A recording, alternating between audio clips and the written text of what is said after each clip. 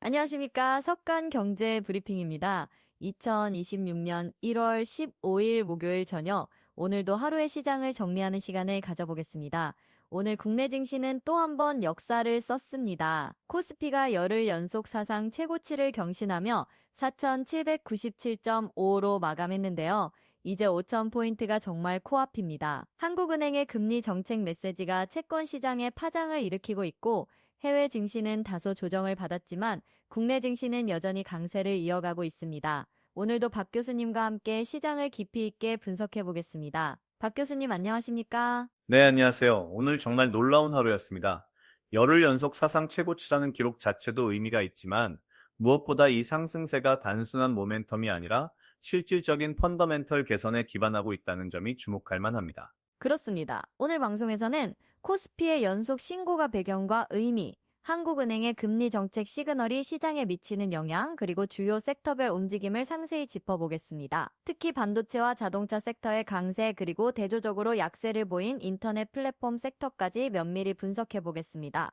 먼저 오늘 국내 증시 마감 상황부터 살펴보겠습니다. 코스피는 전 거래일 대비 74.38포인트, 퍼센트로는 플러스 1.58% 상승한 4,797.55의 거래를 마쳤습니다. 코스닥 역시 9.02포인트, 플러스 0.95%, 오른 951.16으로 장을 마감했습니다. 박 교수님, 열흘 연속 사상 최고치라는 기록, 이게 얼마나 대단한 겁니까? 역사적으로 봐도 매우 이례적인 상황입니다. 코스피가 연속으로 신고가를 경신한다는 것은 시장 참여자들의 심리가 극도로 긍정적이라는 의미입니다. 일반적으로 3일에서 5일 정도 연속 상승하면 단기 과열 우려가 나오는데 열흘 동안 지속된다는 건 구조적인 변화가 있다는 신호로 봐야 합니다. 실제로 외국인 투자자들의 매수세가 계속되고 있고 기관도 적극적으로 동참하고 있습니다. 장중 흐름을 보면 전약 후강 패턴이었다고 하는데요? 맞습니다. 오전에는 미국 증시의 조정 영향으로 다소 주춤했지만 오후 들어 삼성전자를 비롯한 대형주들이 강하게 반등하면서 상승 전환했습니다. 특히 오후 2시 이후 외국인의 매수 물량이 집중되면서 지수가 급등했고 장 막판에는 4,800포인트 돌파를 시도했으나 아쉽게 문턱에서 마감했습니다. 종가 기준으로 4,800까지 단 2.45포인트 남겨둔 상황입니다. 거래 대금은 어땠습니까? 코스피 시장에서 약 13조 원 규모가 거래됐습니다. 최근 평균 거래 대금이 12조에서 14조 원 사이인 점을 감안하면 적정 수준의 유동성이 뒷받침된 상승이라고 볼 수 있습니다. 과열된 거래량 없이 안정적으로 상승했다는 점에서 긍정적입니다. 외국인은 약 6천억 원을 순매수했고 기관도 4천억 원 가량 사들였습니다. 반면 개인은 차익 실현 매물을 내놓으면서 약 1조 원을 순매도했습니다. 개인 투자자들이 차익 실현에 나섰다는 건 조금 의외인데요? 사실 이해할 만한 행동입니다. 열흘 연속 상승하면서 단기 수익률이 상당히 쌓였기 때문에 일부 차익 실현 욕구가 나타나는 건 자연스럽습니다. 오히려 건전한 신호로 볼 수 있습니다. 중요한 건 외국인과 기관의 매수세가 개인의 매도 물량을 충분히 소화하면서도 지수를 끌어올렸다는 점입니다. 이는 시장의 수급 구조가 매우 탄탄하다는 증거입니다. 코스닥 시장도 플러스 0.95% 상승했는데 코스피에 비하면 상승폭이 작았습니다. 코스닥은 최근 들어 코스피 대비 상대적으로 약한 모습을 보이고 있습니다. 951.16으로 마감했는데 이는 작년 말 고점인 970포인트 대비 여전히 낮은 수준입니다. 코스닥 시장의 주요 구성 종목들이 바이오, 2차전지 소부장, IT 중소기업들인데 이들 섹터가 대형주 중심의 랠리에서는 소외되는 경향이 있습니다. 다만 기술주 전반에 대한 재평가 움직임이 시작되면 코스닥도 따라올 가능성이 높습니다. 그럼 오늘 시장을 이끈 주요 종목들을 살펴보겠습니다. 삼성전자가 플러스 2.57% 상승해 14만 3,900원의 거래를 마쳤습니다. 박 교수님, 삼성전자의 강세가 눈에 띕니다. 삼성전자가 오늘 시장을 이끈 핵심 동력이었습니다. 14만 3,900원은 최근 몇 년 사이 최고 수준입니다. 여러 요인이 복합적으로 작용했는데요. 우선 반도체 업황 개선 기대감이 큽니다. D램과 낸드 가격이 상승 추세를 이어가고 있고, 특히 HBM 고대역폭 메모리 시장에서 삼성전자의 점유율 확대 가능성이 부각되고 있습니다. 엔비디아를 비롯한 AI 칩 제조사들의 수요가 폭발적으로 증가하면서 HBM 공급 부족 현상이 나타나고 있는데, 삼성전자가 SK 하이닉스와 함께 이 시장의 주요 공급자로 자리 잡고 있습니다. SK하이닉스도 플러스 0.94% 올라 74만 9천 원을 기록했네요. SK하이닉스는 이미 HBM 시장에서 선두 주자로 평가받고 있습니다. 74만 원대는 역사적 고점 수준인데 시장에서는 여전히 추가 상승 여력이 있다고 보고 있습니다. 최근 증권가에서는 SK하이닉스의 목표 주가를 80만 원에서 90만 원까지 제시하는 곳도 나오고 있습니다. HBM3 제품의 수율 개선과 차세대 HBM4 개발 진척도가 긍정적으로 평가받고 있습니다. 반도체 외에 자동차 섹터도 강세였습니다. 현대차가 플러스 2.55% 급등해 42만 2천 원에 마감했는데요. 현대차의 상승은 여러 측면에서 의미가 있습니다. 우선 실적 개선 기대감이 큽니다. 북미 시장에서 전기차와 하이브리드 모델의 판매가 호조를 보이고 있고 고수익 차종인 제네시스 브랜드의 성장세도 지속되고 있습니다. 또한 자율주행과 로봇 사업 진출이 새로운 성장 동력으로 주목받고 있습니다. 오늘 뉴스를 보면 현대차의 로봇 사업 확대 소식에 관련 부품사들이 동반 상승했다는 내용이 있었습니다. 네, 실제로 휴리 로봇이 플러스 17.33%나 급등했습니다. 11,170원을 기록했네요. 휴릴 로봇은 현대차 그룹의 로봇 사업 수혜주로 분류되는 종목입니다. 17% 넘는 상승은 상당히 강한 모멘텀인데 이는 현대차가 보스턴 다이내믹스를 인수한 이후 로봇 사업을 본격화하면서 관련 협력사들에 대한 기대감이 반영된 것으로 보입니다. 제조업용 로봇뿐 아니라 물류, 서비스 로봇 시장이 빠르게 성장하고 있어 관련 생태계 전체가 주목받고 있습니다. 반면 네이버는 크게 하락했습니다. 마이너스 4.62% 떨어져 24만 7,500원에 마감했는데요. 네이버의 급락은 다소 우회였습니다. 국내 대표 IT 기업인데 거의 5% 가까이 하락한 건 특별한 악재가 있었다기보다는 차익 실현 매물이 집중된 것으로 보입니다. 최근 AI 검색 서비스 강화와 커머스 사업 확대 등 긍정적인 소식들이 많았는데 단기 급등 이후 조정을 받는 것으로 해석됩니다. 또한 뉴스에 나온 것처럼 카카오그룹 ETF가 부진한 모습을 보이는 등 국내 플랫폼 기업들에 대한 투자 심리가 다소 위축된 영향도 있습니다. 카카오 관련 ETF 이야기가 나왔는데 전체 시장이 상승하는데도 특정 테마 ETF가 부진하다는 건 흥미롭네요. 이는 시장이 선별적으로 움직이고 있다는 증거입니다.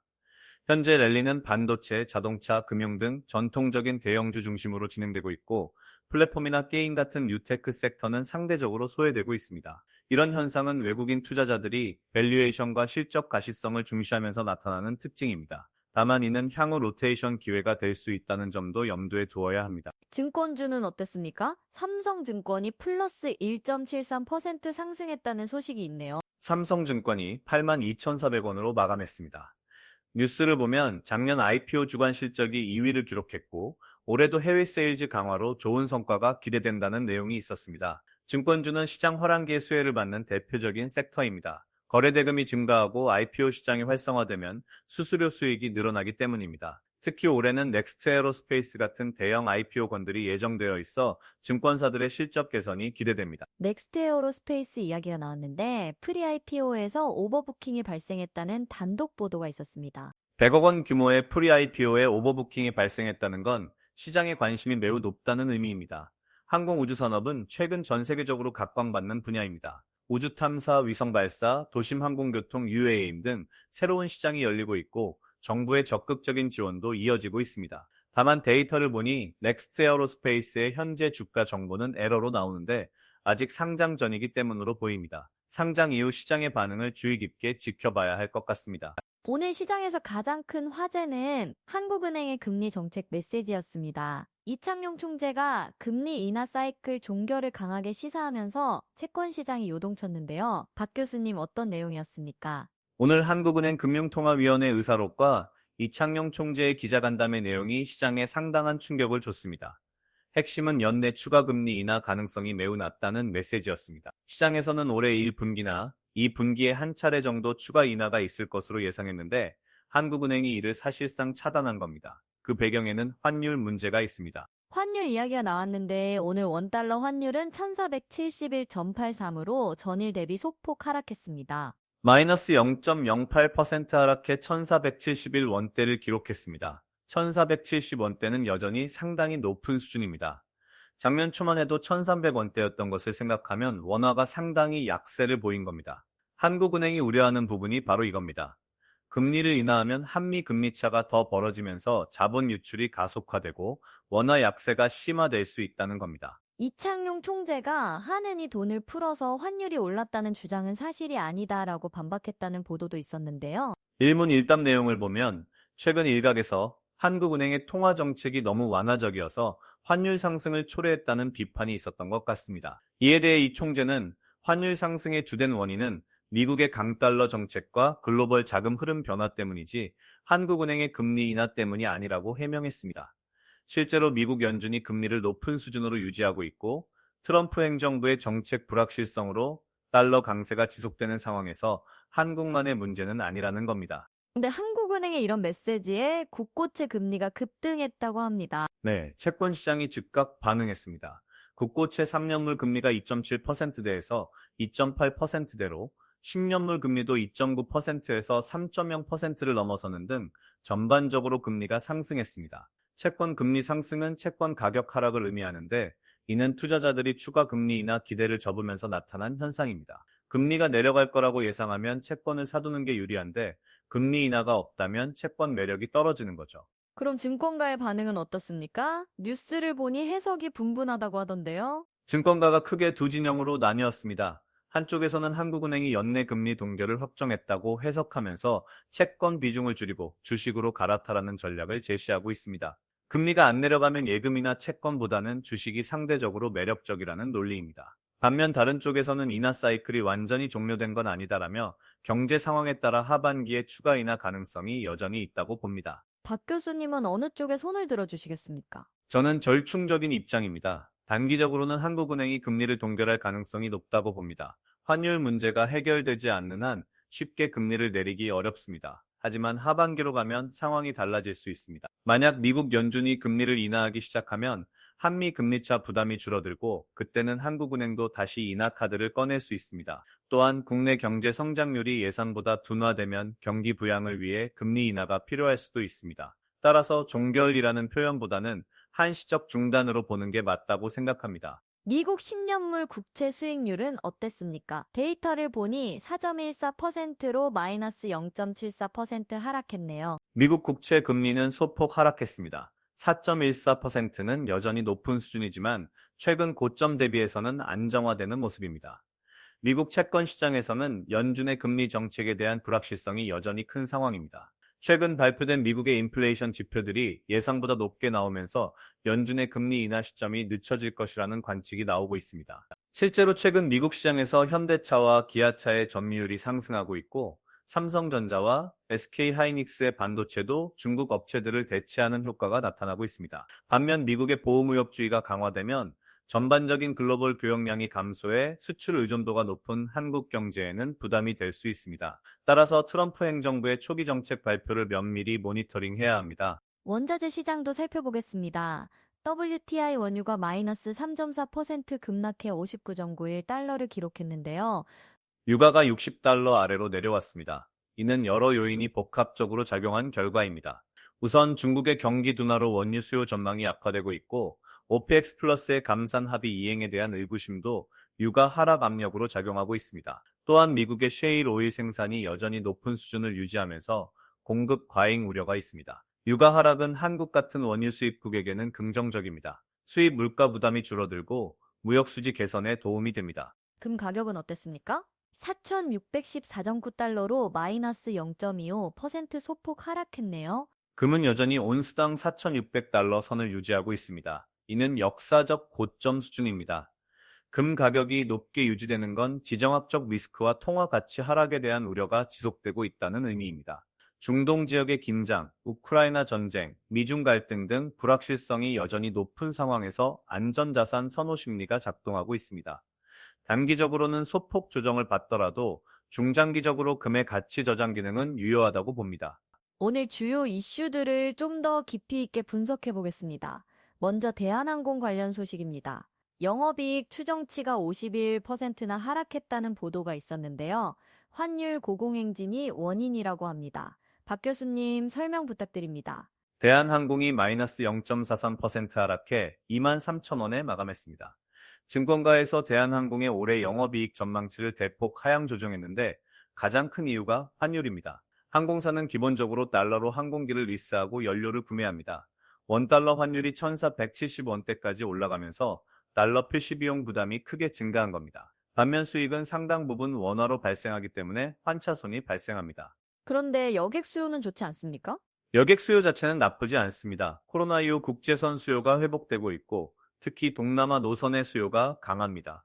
문제는 비용 증가 속도가 수익 증가 속도를 앞지르고 있다는 점입니다. 유가는 다행히 하락했지만 환율 효과가 이를 상쇄하고도 남습니다. 또한 아시아나 항공 인수 합병 과정에서 발생하는 비용도 부담 요인입니다. 다만 장기적으로는 합병 시너지가 나타나면서 수익성이 개선될 것으로 기대됩니다. 다음은 ETN 시장 관련 소식입니다. 상장 지수증권 시장이 사상 처음으로 20조 원을 돌파했다고 하는데 성장세는 부진하다는 평가네요. 흥미로운 현상입니다. ETN 시장 규모가 20조 원을 넘어섰다는 건 분명 의미 있는 성장입니다. 2020년만 해도 몇 조 원 수준이었던 걸 생각하면 빠른 성장입니다. ETN은 상장 지수증권으로 ETF와 비슷하지만 발행 구조가 다릅니다. ETF는 실제로 기초자산을 보유하지만 ETN은 증권사가 지수 수익률을 보장하는 채권 형태입니다. 투자자 입장에서는 다양한 지수와 테마에 쉽게 투자할 수 있다는 장점이 있습니다. 그런데 성장세가 부진하다는 건 무슨 의미입니까? 절대 규모는 늘었지만 성장률이 둔화되고 있다는 의미입니다.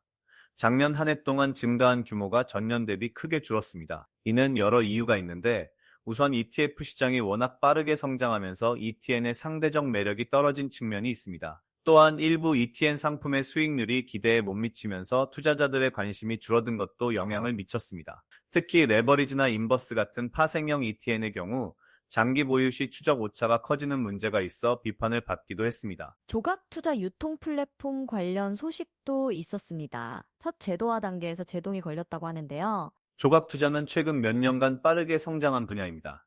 미술품, 음악 저작권, 부동산 등 고가의 자산을 소액으로 나눠서 투자할 수 있게 하는 서비스인데 많은 젊은 투자자들이 관심을 보였습니다. 문제는 유통시장이 제대로 갖춰지지 않았다는 점입니다.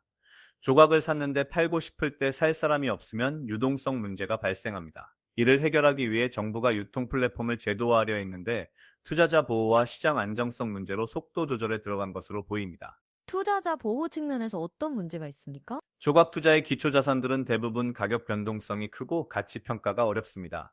미술품의 경우 전문가마다 평가액이 다를 수 있고 음악 저작권은 미래 수익을 예측하기 어렵습니다. 또한 일부 플랫폼에서 과도하게 높은 수수료를 부과하거나 자산 가치를 부풀려 판매하는 사례도 있었습니다. 따라서 제도화는 필요하지만 충분한 안전장치를 마련한 후에 진행해야 한다는 게 규제 당국의 입장인 것 같습니다. IPO 시장 소식도 있었습니다. 삼성증권이 작년 IPO 주간 실적 2위를 기록했고 올해도 기대감이 크다고 하는데요.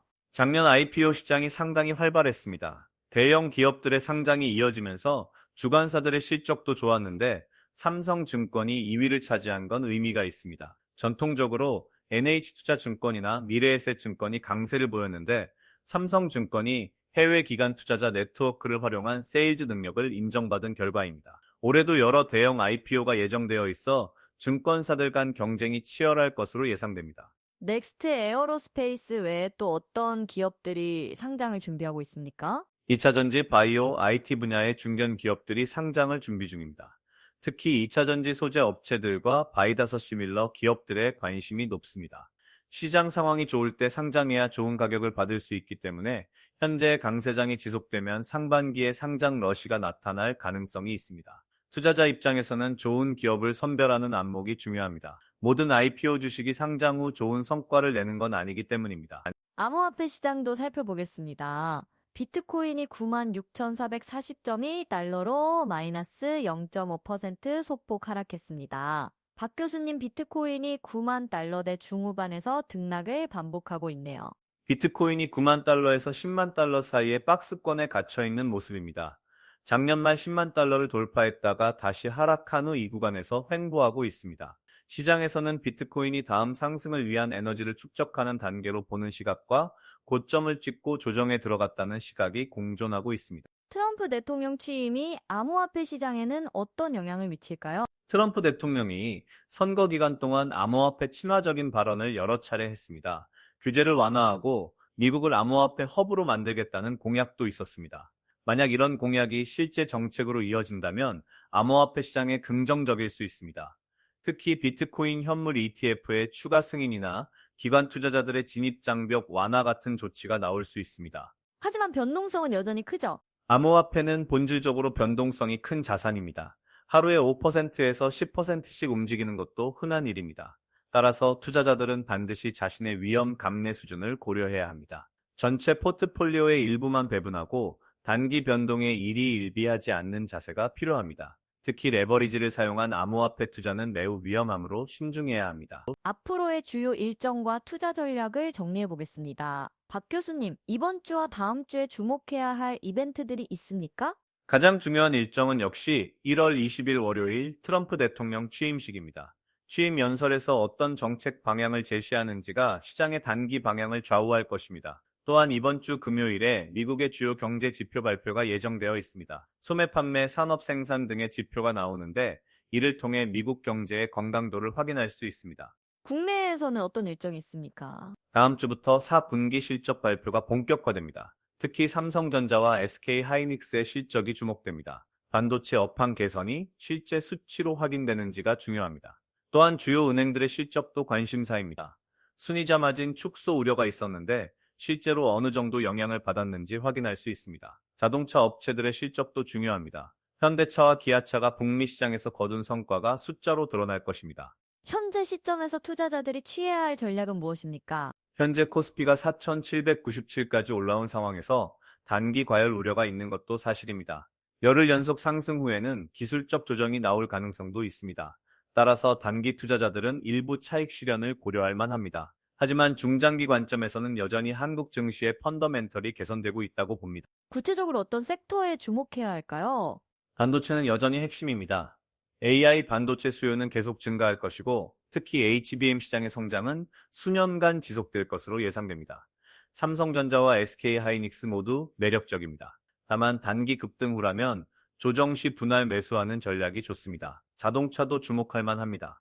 현대차 그룹의 전기차와 하이브리드 경쟁력이 부각되고 있고 로봇 사업이라는 새로운 성장 동력도 있습니다. 금융주는 어떻습니까? 금융주는 양면성이 있습니다. 한국은행이 금리 인하를 중단한다면 순이자 마진 방어에는 도움이 됩니다.